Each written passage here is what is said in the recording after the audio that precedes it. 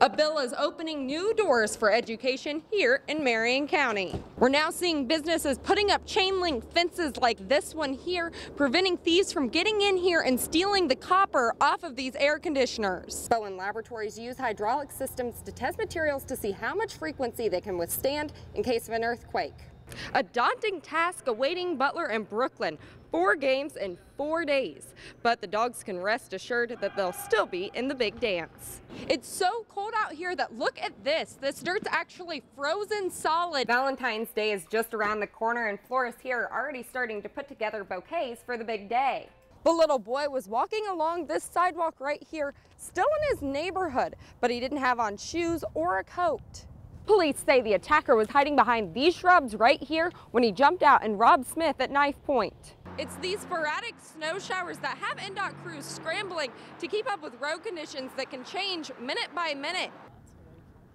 It's just a simple prick, and that's going to keep you from spending a few days in bed with the flu. The Boy Scout troop is responsible for assembling the Riley wagon, meaning putting on the axles, the tires, and the sides. Oh, there. Oh. This is a sight many thought they would never get the chance to see. Corporal Richard Archer's remains returning home at last. We were told when we were growing up that we had a cousin who was missing in action. We didn't know. We didn't know where he was at or what he was doing or anything about it. And we didn't think there'd ever be a closure. Archer was captured serving his country during the Korean War. His family recently learned he died of starvation in a prison camp. After years of searching, his remains were found. A bittersweet ending to a once unsolved mystery. I really felt good about it, that they found his body and they were going to bring it back and full military funeral and all that good stuff. It's a great thing. It's really a great day.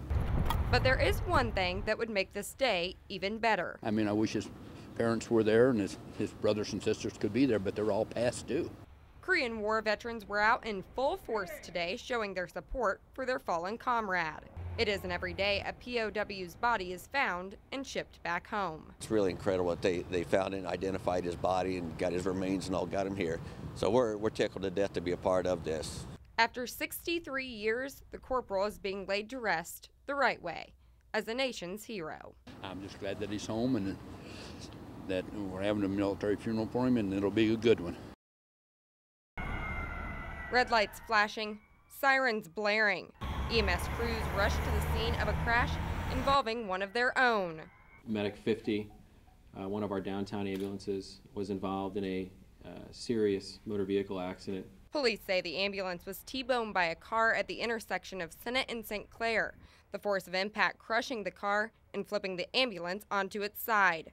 The driver of the Honda survived. The 2 EMTs inside the ambulance did not. They feel a calling to make a difference in the world, to make a difference in any of the communities in which they live and can affect change. Tim McCormick died at the scene. Cody Medley passed away early this morning. The 2 policemen appeared at our door at 7:30 this morning. I work nights, so we were all still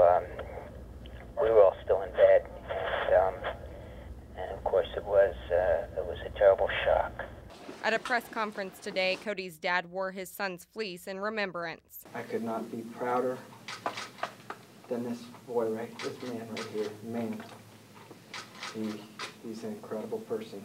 I wish y'all could have got to meet him. Black ribbons covered badges and black flags flew from EMS vehicles. Neither McCormick nor Medley were Indianapolis natives. Both these young men chose to live here. I think they chose to live here because of the opportunities, but also because of the family feel that we have. Now the people of Indianapolis must prove that they are a family, coming together to mourn these tragic losses. In Indianapolis, Randa Gore, Fox 59 News. Typically, you would probably build sandcastles on spring break, but this year one local boy is trading in his sand toys for power tools.